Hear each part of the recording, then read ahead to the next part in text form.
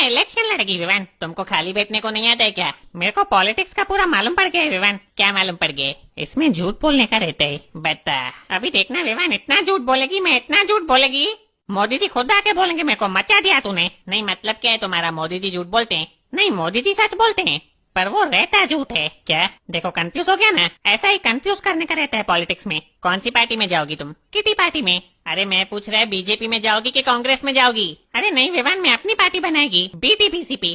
क्या BTPCP? Better than BJP and Congress party. जबरदस्त। Party के नाम में ही दिख जाना मांगता है कि उनसे अच्छी है अपनी। बराबर। जीतने के बाद तुमको मैं होम मिनिस्टर बनाएगी। मेरे को नहीं मालूम है क्या करने का रहता है। अभी क्या कर रहे हो तुम? कुछ नहीं, बस यही करने का रहता है।